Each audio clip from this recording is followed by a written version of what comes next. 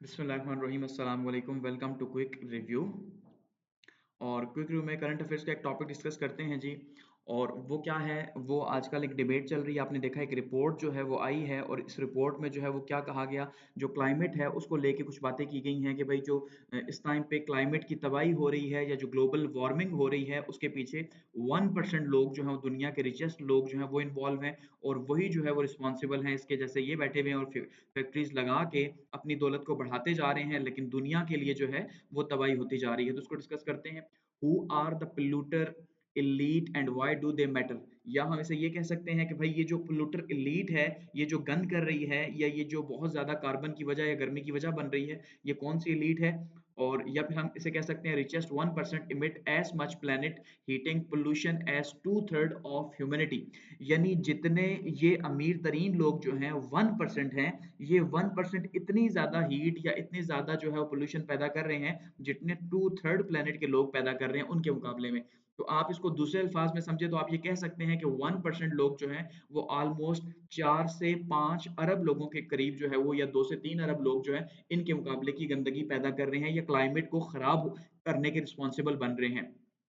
अब जो carbon footprints हैं उसमें अगर हम देखें तो सबसे ज्यादा रिस्पॉन्सिबल यही अमीर तरीन लोग या 1% है। और ये मैं नहीं कह रहा, ये रिपोर्ट जो है अभी जो 20 नवंबर को रिपोर्ट आई है उसके हवाले से जो है बातचीत हम कर रहे हैं। कार्बन फुटप्रिंट क्या होते हैं कि जो हमारी एक्टिविटीज है, ह्यूमन एक्टिविटीज की वजह से जो ग्रीन हाउस गैसेस पैदा होती हैं या जो ग्रीन हाउस गैसेस का बायस बनती है और ग्लोबल वार्मिंग का बायस बनती है, उसको कार्बन फुटप्रिंट कहा जाता है। तो इसको डिस्कस करते हैं कि ये रिपोर्ट क्या है। और आपको वैसे ही पता है कि आजकल जो है वो क्लाइमेट का ये COP 28 जो है वो स्टार्ट हो चुका है। इस टाइम पे उसके इनिशियल जो है सेशन स्टार्ट हो चुके हैं 24 से 30 नवंबर तक, और 30 नवंबर से लेके 12 तक जो है 12 दिसंबर तक ये सेशन जाएगा COP 28 का, जिसका मकसद क्या है, दुनिया के क्लाइमेट के ऊपर बातचीत करना और एक सस्टेनेबल सोल्यूशन जो है वो सोचना। अब सबसे पहले अगर हम बात करते हैं रिपोर्ट क्या कहती है, तो कार्बन डिस्पेरिटी रिपोर्ट क्या कहती है जी। रिपोर्ट पब्लिश हुई है 20 नवंबर 2023 को, यानी कि ये बिल्कुल फ्रेश रिपोर्ट है। और रिपोर्ट ऑक्सफेम रिसर्च जो है इन्होंने पब्लिश की है, बहुत बड़ा नाम है। और ये कहते हैं कार्बन डिस्पेरिटी क्या है, कि भाई जो कार्बन है उसकी तकसीम में गैर मुनसिफाना तकसीम हमें देखने को मिलती है। यानी कि क्योंकि 1% लोग इसे यूज कर रहे हैं कार्बन को और कार्बन का बायस बन रहे हैं अपनी एक्टिविटीज की वजह से, तो ये 1% लोग कंज्यूम कर रहे हैं लेकिन 99% लोगों के ऊपर इसका असर हो रहा है। तो उसका मतलब बराबरी नहीं है, इक्विलिब्रियम नहीं है, तो ये कार्बन की डिस्पैरिटी है। ऑक्सफोर्ड रिसर्च क्या कहती है कि जो वेल्थिएस्ट 1% लोग हैं, ठीक है जी, अमीर तरीन जो है 1% लोग हैं, ये रिस्पॉन्सिबल हैं 66% लोगों के मुकाबले की कार्बन पैदा करने के। यानी जितनी कार्बन 66% लोग कंज्यूम करते हैं या पैदा करते हैं, तो उतनी कार्बन आप कह सकते हैं ये 1% लोग पैदा कर रहे हैं। ठीक है, कार्बन गैस जो किसी भी हालत में जो है वो इमिट हो सकती है, CO2 जिसे हम कहते हैं कार्बन डाइऑक्साइड। ठीक है, तो कार्बन पैदा करने की ये वजह है। अब ऑक्सफोर्ड रिसर्च की अगर हम मजीद बात करें तो ये क्या कहती है, ये कहती है जी जस्ट 125 मिलीनियर्स, 125 बिलीनियर जो है, मिलीनियर सॉरी बिलीनियर हैं, 125 अरबपति लोग जो हैं, किसकी बात हो रही है, 125 अरबपति लोगों की, वो 393 मिलियन टन CO2 पैदा करते हैं हर साल। यानी कितनी कार्बन डाइऑक्साइड पैदा कर रहे हैं जी, 125 सिर्फ बिलियनर्स की बात हो रही है, को 393 मिलियन टन जो है वो CO2 पैदा कर रहे हैं। फिर कहते हैं जी लग्जरी लाइफस्टाइल की अगर बात होती है तो इनमें ये वजह क्या है, जो बेसिक रीजन है वो रीजन क्या है, वो बताते हैं कि इनका जो लग्जरी लाइफस्टाइल है, ये जो अमीर लोग हैं इनका, जैसे कि फ्रीक्वेंटली ये क्या करते हैं जी, फ्लाई करते हैं। यानी इनका जो जहाज का सफर है या जेट पे, आपको पता है प्राइवेट जहाजों पे ये सफर करते हैं, एक तो ये इनका बहुत बड़ा कॉज बनता है कार्बन की इमिशन का। इनकी जो लार्ज कार्स हैं, ठीक है जी, ये बड़ी बड़ी गाड़ियां जो है वजह बनती है इतनी ज्यादा कंजम्पशन की। आप अगर किसी बड़ी गाड़ी के पास से भी गर्मियों में गुजरे तो आपको पता होगा कि कितनी ज्यादा हीट जो है इमिट कर रही होती है, क्योंकि अंदर एसी लगे होते हैं। ठीक है, और मल्टीपल हाउसेज इन्होंने रखे हुए हैं, ये रीजन बनता है। और रिच डाइट्स जो है इनकी, अब वो जो रिच डाइट्स हैं, खाते कम है और गंवाते ज्यादा हैं। ठीक है, तो उस वजह से क्या हो रहा है कि उस वजह से बहुत ज्यादा जो है मल्टीनेशनल ब्रांड्स हैं, मल्टीनेशनल ब्रांड्स की वजह से मल्टीनेशनल फैक्ट्रीज कंपनीज बनी हुई हैं, और वो सारा एक रीजन बनती है। और ये कंट्रीब्यूट कर रहा है कार्बन इम्बैलेंस में। इसने कार्बन की जो तकसीम है उसका जो मवाजना है वो बिगाड़ दिया, उसका तवाजुन जो है उसको बिगाड़ दिया, ये कहा जा रहा है इस रिपोर्ट के अंदर अमीर लोगों के बारे में या अमीर तरीन लोगों के बारे में, क्योंकि लीड की बात हो रही है, दुनिया की लीड की। मजीद ये रिपोर्ट क्या कहती है जी, और ये रिपोर्ट करंट अफेयर्स के हवाले से बहुत इंपॉर्टेंट है, याद रखिएगा आप इसको, करंट अफेयर्स में या फिर अगर इंग्लिश एसे के अंदर भी आता है तो आप उसे वहां पे भी कोट कर सकते हैं। डिप्लीटिंग द कार्बन बजट, कि ये जो कार्बन बजट है ये डिप्लीट हो रहा है, ये जो है इसकी अंदर खराबी पैदा हो रही है। खराबी कैसे पैदा हो रही है कि देखिए, अब ये कहा जा रहा है कि ये जो 1% लोग हैं ये बहुत ज्यादा कंज्यूम कर रहे हैं कार्बन को। ऐसा ही है, जबकि इसे पूरी इंसानियत के लिए होना चाहिए था, पूरी इंसानियत ने एक लिमिटेड हद तक इसे इस्तेमाल करना था एक तरीके कार के तहत, तो एक बैलेंस बना रहता। लेकिन क्योंकि अब बैलेंस नहीं है तो अल्टीमेटली ये डिप्लीट हो रही है। ठीक है, तो इसके अंदर जो है वो गड़बड़ हो रही है, पूरे का पूरा कार्बन साइकिल जो है, ये कार्बन साइकिल इफेक्ट हो रहा है। और आपको पता है कार्बन साइकिल की वजह से ही ये जो अभी आपने देखा लाहौर के अंदर जो हालात बने हुए हैं स्मोक के, वहां पे क्या बना हुआ है। ठीक है जी, इसी तरह से बारिशों का जो है या सैलाब वगैरह, तो ये सारा का सारा पीछे कहीं ना कहीं जो है ये चीजें इन्वॉल्व होती हैं। तो इसी तरह से जो डिप्लेशन है इसमें कार्बन का बजट जो है वो खराब कर दिया। अब ये कार्बन बजट क्या है देखिए, अब कार्बन बजट को आपको समझना है। डिप्लेटिंग कार्बन बजट का मतलब ये है कि अब बजट का मतलब होता है एक अमाउंट, एक मखसूस अमाउंट, कि यार आपने एक साल के अंदर जो है वो 10 अरब रुपए लगाने हैं। तो इसी तरह से इस कायनात को भी एक अमाउंट मिली हुई है कि आपने इस अमाउंट में कंज्यूम करना है कार्बन को, ताकि हमारी दुनिया का बैलेंस बरकरार रह सके। तो इस टाइम पे 1.5 डिग्री सेंटीग्रेड तक हम पहुंच चुके हैं। तो जब ये इस कहा जा रहा है साइंटिस्ट की तरफ से इस सदी के इख्तिताम पे ये 2 डिग्री सेंटीग्रेड को पहुंच जाएगा, तो शायद अब उससे भी पहले पहुंच जाए। तो अल्टीमेटली जैसे ही अर्थ का जो एटमॉस्फेयर है 2 डिग्री सेंटीग्रेड पहुंचेगा तो यहाँ पे तबाही हो जाएगी। समझ रहे हैं, यहाँ पे ग्लेशियर्स अब से ही मेल्ट होना स्टार्ट हो गया, तो 2 पे तो फिर कुछ नहीं बचेगा। तो फिर यहाँ पे सिर्फ हीट ही हीट होगी, तो यहाँ पे लाइफ कैसे बचेगी, पानी कैसे होगा, तो ये सारी चीजें जो है तबाही होंगी। तो ये इसलिए जो है कार्बन का जो बजट है वो बैलेंस नहीं हो रहा। मजीद ये रिपोर्ट क्या कहती है, आगे इसको देखते हैं। तो रिपोर्ट कहती है जी कि जो रिचेस्ट 1% है, ये टोटल कितने हैं, ये 77 मिलियन लोग हैं। कितने लोग हैं, 77 मिलियन। इसका मतलब ये है कि तकरीबन 77 लाख लोग आप ये कह सकते हैं कि इस टाइम पे जो है ये इन्वॉल्व है इसके अंदर। और ये जो है कार्बन की वजह बन रहे हैं, और 16% जो है ये ग्लोबल इमिशन पैदा कर रहे हैं। अब आपको शायद ये अंदाजा ना हो कि यार 16% पैदा कर रहे हैं तो क्या है, जब 1% लोग 16% पैदा कर रहे हैं। 2019 की रिपोर्ट ये बता रही है। ठीक है, ये रिपोर्ट अभी हुई है लेकिन 2019 का सर्वे ये बता रहा है। तो आप इसको यूं समझें कि भाई इसका मतलब ये है कि अगर 99% लोग इसको कंज्यूम करते नॉर्मल हालात में, तो उन्हें लगते 1500 साल। जी हाँ, आपने सही सुना कि अगर नॉर्मल लोग या 99% लोग इसको कंज्यूम करते इस कार्बन को, तो इतनी कार्बन इमिट होनी थी 1500 सालों के अंदर, जितनी ये सिर्फ एक साल के अंदर जो है करते हैं ये अमीर तरीन लोग। समझ गए हैं, प्राइवेट जेट, गाड़ियां, बड़े बड़े फैक्ट्री और ये सब कुछ जो है इन्होंने जो बनाया हुआ डेवलपमेंट के नाम के ऊपर, तो इस वजह से अब आपको शायद इसका अंदाजा हो। मजीद अगर इसे समझ लें तो मजीद समझिए कि जो 1% लोग जो इस्तेमाल करते हैं, अगर ये इनके ऊपर जितना पैसा लगता है अगर ये ना लगाएं, तो ये कार्बन सेविंग कितनी हो सकती है, 1 मिलियन विंड टर्बाइंस लग सकती हैं हर साल। ठीक है, हर साल। और विंड टर्बाइन आपको पता है रीन्यूएबल एनर्जी है जो कि यूज हो सकती है, और उसके लिए उसके कोई भी जो है ना कार्बन का इशू ना और कुछ इशू, तो वो यानी कि 1 मिलियन 10 लाख के करीब जो है विंड टर्बाइंस लगाई जा सकती है, ये जितना 1% लोग कंज्यूम कर रहे हैं कार्बन को। इसी तरह से मजीद रिपोर्ट ये कहती है कि 1990 से लेके 1990 से पहले कम था, लेकिन 1990 से लेके इस टाइम तक 2023 तक जो है ये सारा सिलसिला डबल हो चुका है। ठीक है, पहले सिंगल था, अब ये क्या हो चुका है, अब ये डबल हो चुका है, और अब ये बहुत तेजी से जो है ये 1% लोग जो है कंज्यूम कर रहे हैं। क्योंकि आपको पता है 1990 के बाद से जो है वो कंप्यूटर डिजिटल हो गया, चीजें जो है वो एडवांस चली गई, ग्लोबलाइजेशन जो है फास्ट हो गई, तो उसके नतीजे के तौर पे अब ये ट्वाइस हो चुका है, ये जितनी भी कार्बन की कंजम्पशन है। तो उसके नतीजे के तौर पे अब ये जो 1.5 डिग्री सेंटीग्रेड तक पहुंचा हुआ है, ये जो पोरेस्ट ह्यूमिडिटी है उसके लिए बहुत बड़ी तबाही है। मजीद जो है आगे चीजें लेके जाएगी और तबाही करेगी। मजीद रिपोर्ट कहती है कि ये जो कार्बन इमिट कर रहे हैं 1% लोग, ठीक है, अब अगर कहा जाए तो ये 22% टाइम ग्रेटर है, इसकी अगर कंपेटिबिलिटी की बात की जाए जितनी इन्होंने सोची हुई थी 2023 तक। यानी जो अभी आप देख रहे हैं कि कॉप 28 हो रहा है, ये यूएन का एक एजेंडा है क्लाइमेट चेंज को लेके, कि भाई हमने 2030 तक क्या करना है, हमने अर्थ के टेम्परेचर को 1.5 डिग्री सेंटीग्रेड से ऊपर नहीं जाने देना। तो अब आप ये अंदाजा कर लें कि इन 1% की वजह से रिपोर्ट ये कह रही है कि ये 22% ज्यादा हो गई है। तो आप अंदाजा करें कि कितनी तेज से ये कंज्यूम कर रहे हैं। यानी इस रिपोर्ट के अंदर सिर्फ अमीर लोगों को जो है वो कहा गया कि वो जो है इसके रिस्पॉन्सिबल है। मजीद रिपोर्ट क्या कहती है जी, इन्फ्लुएंस बियॉन्ड इमिशंस, कि भाई इनका जो असर है वो सिर्फ ये नहीं है कि ये एक बंदे ने गाड़ी चलाई या गाड़ी चला रहा है तो उससे इमिशन हो रही है, एक बंदे ने फैक्ट्री लगा ली तो उससे इमिशन हो रही है। इनके जो एक्शंस हैं या ये जो खुद जिस लेवल पे बैठे हुए हैं, ये अल्टीमेटली ये इन्फ्लुएंस कर रहे हैं, असर कर रहे हैं। कैसे कि देखिए, अगर एक हुकूमत है पॉलिसी बनाती है तो हुकूमत कैसे पॉलिसी बनाएगी कार्बन को लेके? क्यों? कि हुकूमत तो चला ही ये रोक रहे हैं, या नहीं भी चला रहे तो पीछे यही बिजनेस टाइकून्स हैं जो इन पॉलिटिकल पार्टीज को या डेमोक्रेटिक सिस्टम को सपोर्ट कर रहे हैं। आप पाकिस्तान की एग्जांपल ले लें कि सारे जो है अमीर लोग या लीड जो है हमारी वो बैठी गई असेंबली के अंदर, तो वो कैसे जो है पॉलिसीज बनाएगी? खुद रिस्पॉन्सिबल हैं, साथ में पॉलिसीज को भी कंट्रोल कर रहे हैं, जिस वजह से ये जो ग्लोबल क्लाइमेट डिसीजंस हैं वो भी खराब हो रहे हैं। अब जैसे आपने देखा था कि जो ट्रम्प साहब हैं वो जो मीटिंग थी कॉप की उसको छोड़ के चले गए थे, उन्होंने कहा भाई नहीं, मैं इसमें शामिल नहीं होता क्योंकि हम अमेरिका को तरक्की की राह पे आगे लेके जाना चाहते हैं, हम कैसे इसको रोकेंगे? तो इसका मतलब ये लोग रिस्पॉन्सिबल हैं। डबल जॉपर्डी फॉर द पुअर, कि ये जो गरीब लोग हैं उनके लिए डबल तकलीफ और डबल दर्द का बायस है, उनके लिए डबल मसाइल का बायस है।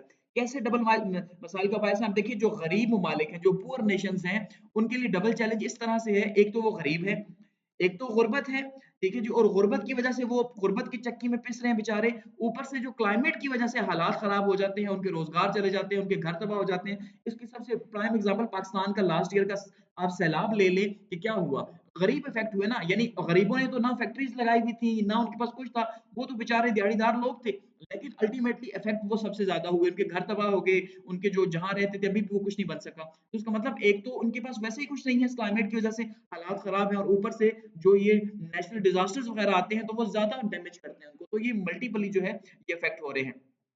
क्लाइमेट कोलोनैलिटी, अब क्लाइमेट कोलोनैलिटी जो है फरहाना सुल्ताना जो है यहाँ पे इस रिपोर्ट के अंदर ये कहती हैं कि ये भी एक किस्म का कोलोनलिज्म है। कोलोनलिज्म क्या है कि देखिए, 18th और 19th सेंचुरी के अंदर जैसे हमने देखा यूके ने इंडिया और पाकिस्तान के ऊपर भी आपको पता है कि यहाँ पे हुकूमत की है, जाहिर ही बात है। इसी तरह से यहाँ के ईस्ट के अंदर या दूसरे ममालिक के अंदर या अफ्रीका के अंदर कॉलोनीज बनाई हुई थी इन अमीर ममालिक ने, लेकिन अब ये खुद तो चले गए हैं, लेकिन ये जो मल्टाई नेशनल्स हैं इस टाइम पे ये चल रही हैं कि ये खुद अमीर लोग बाहर के ममालिक में बैठे हैं, लेकिन ये क्या कर रहे हैं, ये इन गरीब ममालिक में पाकिस्तान जैसे या इंडिया जैसे ममालिक में जहाँ पे जरूरत है, जहाँ पे चीप लेबर है, जहाँ पे सब कुछ है, इन ममालिक के अंदर फैक्ट्रीज बना के यहाँ पे दवाई कर रहे हैं और इनको अपने पैसे से दौलत से कंट्रोल कर रहे हैं और इनके क्लाइमेट को सारे के सारे को बर्बाद कर रहे हैं। एक तो इनके क्लाइमेट को बर्बाद कर रहे हैं और ऊपर से जो है इनको कंट्रोल भी किया हुआ है दौलत के साथ। तो ये एक किस्म का कोलोनिज्म है, ये मॉडर्न कोलोनिज्म आपसे कह सकते हैं कि ये जिस तरह से क्लाइमेट का कोलोनिज्म कंट्रोल हो रहा है। आगे बढ़ते हैं रिपोर्ट में, तो रिपोर्ट कहती है जी, tackling carbon inequality strategies and solutions, कि किस तरह से जो है इसको सॉल्व किया जा सकता है। अगर रिपोर्ट की बात करते हैं तो अब अल्टीमेटली रिपोर्ट तो दूसरी तरह से है, लेकिन इसको मैंने नोट्स की शक्ल में कन्वर्ट किया हुआ है। तो कहते हैं जी, टैकलिंग कार्बन इनइक्वालिटी, कि ये जो कार्बन की इनइक्वालिटी है, ये जो बैलेंस खराब हुआ हुआ है, एक तो हमें इसको जो है वो देखने की जरूरत है, दूसरा इसके लिए क्या स्ट्रेटजीज और सॉल्यूशंस हो सकते हैं। कि अल्टीमेटली जब आपके पास क्वेश्चन आएगा तो आपसे पूछा जाएगा कि इसका आंसर दें कि क्लाइमेट चेंज को हम कैसे रोक सकते हैं, ठीक है? तो आप यहाँ पे इसे कोड कर सकते हैं। सबसे पहले पॉलिसी मेजर्स होंगे कि अल्टीमेटली पॉलिसीज जो हैं वो हाई लेवल पे बनेगी, उन पॉलिसीज की इंप्लीमेंटेशन होगी तो तब जाके ये प्रॉब्लम सॉल्व होगा।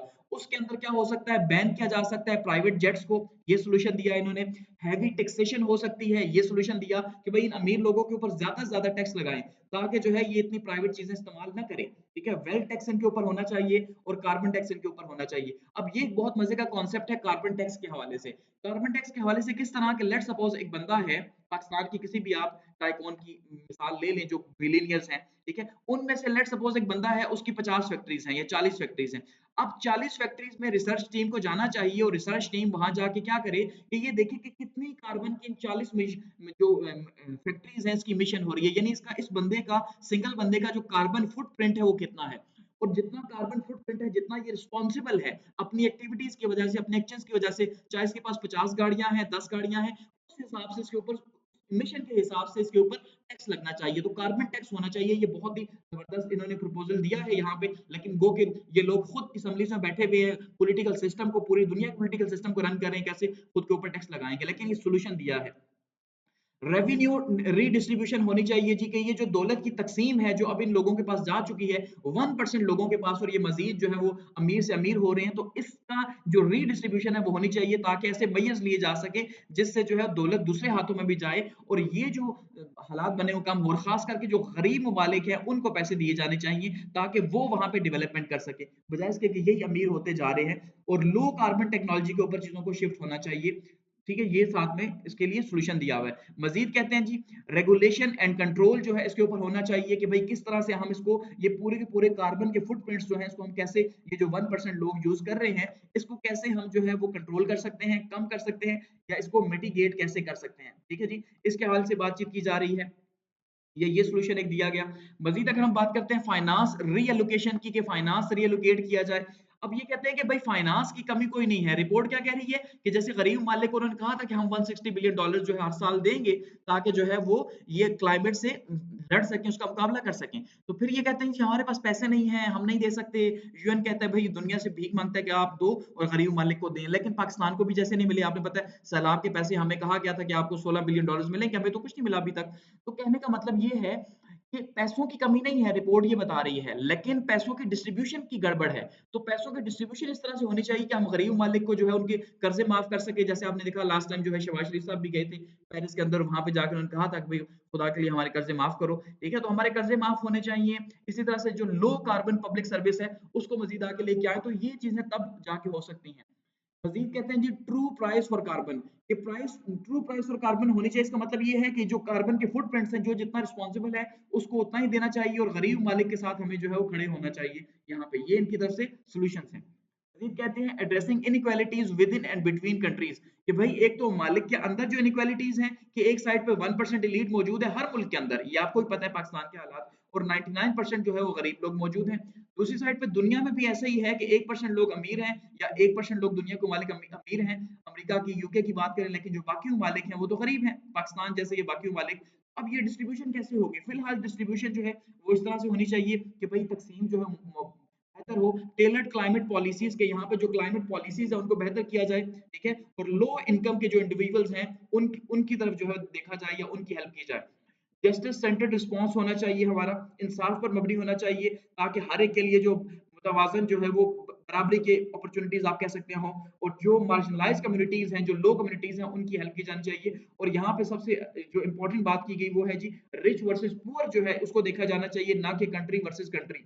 कंट्री वर्सेस कंट्री का मतलब ये है कि देखिए अब जैसे सीएफसी गैसेस के हवाले से प्रोटोकॉल है कि भाई जो अमीर मालिक हैं वो इसको इसमें कमी करेंगे। अब अमीर मालिक कमी तो करेंगे, लेकिन क्या अमेरिका में हर बंदे के पास जो है वो हर फैसिलिटी अवेलेबल है? ये तो हम यहाँ पे कहते हैं ना कि यूरोप के अंदर हर बंदे के पास अवेलेबल है, ऐसा हरगिज नहीं है। तो ऐसे में क्या होना चाहिए कि अमीर और गरीब की डिवीजन होनी चाहिए इंटरनली, कि हर मुल्क के अंदर की पॉलिसीज जो है वैसी बननी चाहिए कि 1% अमीर को कंट्रोल किया जाना चाहिए, और बाकी 99% को जो है उनको अपने हिसाब से जो डील किया जाना चाहिए, बजाय इसके कि आप जो है वो ये कहें कि भाई अमीर मालिक ये काम नहीं करेंगे और उन्हीं मुल्कों के अंदर जो है गरीब लोग पिस रहे हों। इसके ऊपर बातचीत की गई है। और उसके बाद जी ओवरकमिंग जनरलाइजेशन इनइक्वालिटीज, ठीक है जी, जनरेशनल इनइक्वालिटीज। अब जनरेशनल इनइक्वालिटीज का मतलब ये है कि जो लोग पहले गुजर गए, ठीक है, जो लोग गुजर गए वो इतना ज्यादा कार्बन फुटप्रिंट्स जो है उसके रिस्पॉन्सिबल नहीं है जितना कि अब है प्रेजेंट कंडीशन के अंदर। और इसके बाद जो आएंगे मे बी वो ज्यादा हो या मे बी कम हो, तो ये जनरेशंस के हिसाब से चीजें हो रही हैं। तो ऑब्लिगेशन ऑफ गवर्नमेंट, अब ये गवर्नमेंट की ड्यूटी है कि ऐसी पॉलिसीज बनाए कि आने वाले टाइम के अंदर जो है ये इन चीजों को कंट्रोल किया जा सके। क्योंकि अगर शायद ये लोग अभी रिस्पॉन्सिबल हैं और ये खुद हुकूमत में बैठे हैं, लेकिन कल आने वाले टाइम पे तो वो लोग जो आएंगे वो तो हुकूमत में नहीं होंगे। ठीक है, a call for immediate action, कि हमें एक्शन की जरूरत है इस टाइम पे इस रिपोर्ट के हिसाब से।